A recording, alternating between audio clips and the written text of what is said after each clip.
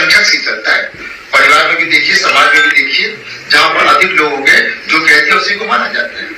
लेकिन आप जबरदस्ती करेंगे आप कि साहब हम तो ये मान के चलेंगे। लेकिन मैं क्या आपको बता दूं, ये जो जिनकी हम बात कर रहे हैं सब बुरे नहीं है, वो सब बुरे। देश में इंसाफ करने वाले लोग, न्याय करने वाले लोगों की मानसिकता अगर खराब हो जाए, अगर वो दलाल बन जाए, किसी एक समुदाय को टारगेट करके वो फैसला करने लगे, अगर वो धर्म देखकर फैसला करने लगे, अगर वो लिबास देखकर फैसला करने लगे, तो फिर आप मान लीजिए देश कौन सी तरफ जा रहा है। देश बर्बाद होने की तरफ जा रहा है। अगर सुप्रीम कोर्ट के बड़े जज जो होते हैं वो धर्म देखकर फैसला करेंगे, तो फिर आप मान सकते हैं कि हमारा देश बर्बादी की तरफ बढ़ रहा है। भगवान के बाद जिनकी आस्थाएं हैं, लोगों का ये मानना है कि जज जो है वो भगवान के समान होते हैं और वो न्याय करते हैं। जुडिशरी इमीडिएट छोड़ दें, भारतीय जनता पार्टी ज्वाइन कर लें। ज्वलंत मुद्दे हैं, संभल का मुद्दा है, इन मुद्दों पर चर्चा होनी चाहिए, इन पर जवाबदेही सरकार की होनी चाहिए। देखिए, बहुत अफसोसजनक टिप्पणी है, ये कॉन्स्टिट्यूशनल पोस्ट है जज की, और उनके मुंह से इस तरह की भेदभाव की भावना उत्पन्न होना बहुत ही गलत है और ये हमारे देश के लिए बहुत घातक है। तो मेरी यही मांग है कि सुप्रीम कोर्ट इसका संज्ञान ले और उनके खिलाफ एक सख्त से सख्त कार्रवाई हो। एक ऐसा ही मामला सामने आया है, शेखर यादव कुमार, इन्होंने इस्लामाबाद हाई कोर्ट के जज हैं। इन्होंने मुसलमानों को लेकर एक बड़ी गंदी भाषा का इस्तेमाल किया है। मुसलमानों के खिलाफ साफ साफ अल्फाजों में यह कहा है कि मुसलमान देश के लिए खतरनाक हैं और मुसलमानों के लिए यह भी कहा है कि इन्हें बचने की आवश्यकता है, इनसे सावधान रहने की जरूरत है। यह सुप्रीम कोर्ट के जज के अल्फाज हैं।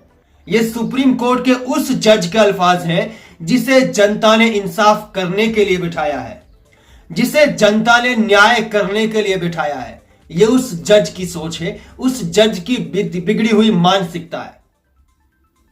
आपने स्टार्टिंग में भी वीडियो देखा था और अब भी आप ये वीडियो देख सकते हैं। यही है वो जज जिसे लेकर इस वक्त वकीलों ने धरना प्रदर्शन शुरू कर दिया है। वकीलों ने सुप्रीम कोर्ट से मांग की है कि ऐसे लोगों को सबक सिखाना जरूरी है, ऐसे लोगों के खिलाफ सख्त कार्रवाई होनी चाहिए और ऐसे लोगों की मानसिकता इतनी बदलनी चाहिए कि दोबारा जिंदगी में इन फ्यूचर कभी भी ऐसा नहीं सोच सकते।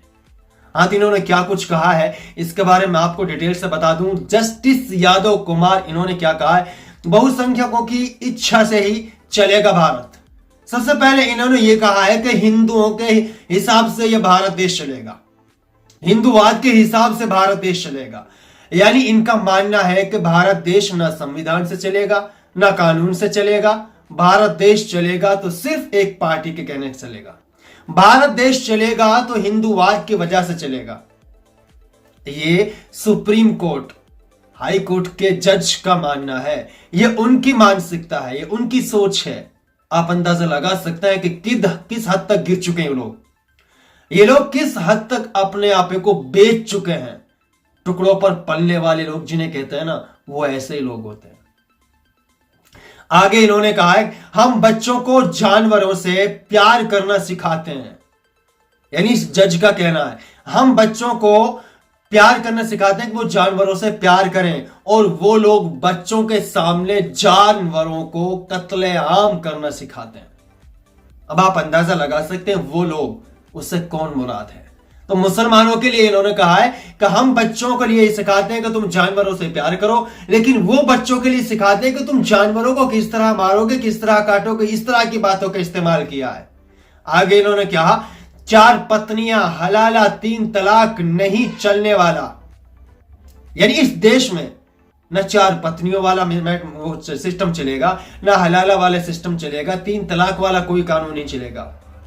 सारी बातें ओपन प्लेस पब्लिक के सामने इन्होंने मुसलमानों को टारगेट करते हुए कही हैं। और आगे देखिए इन्होंने क्या कहा, बहुसंख्यकों की खुशी के लिए ही बने हैं कानून।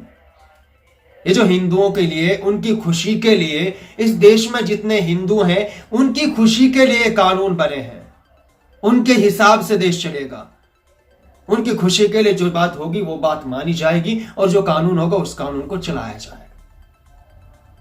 आगे इन्होंने एक बात और कही है, कटमुल्ला देश के लिए घातक है, इनसे सावधान रहने की जरूरत है। ये हमारे वो चाटुकार दलाल वकील क्या नाम है, जज है, जो दूसरों के टुकड़ों पर पलने वाले कुत्ते से भी बदतर हैं।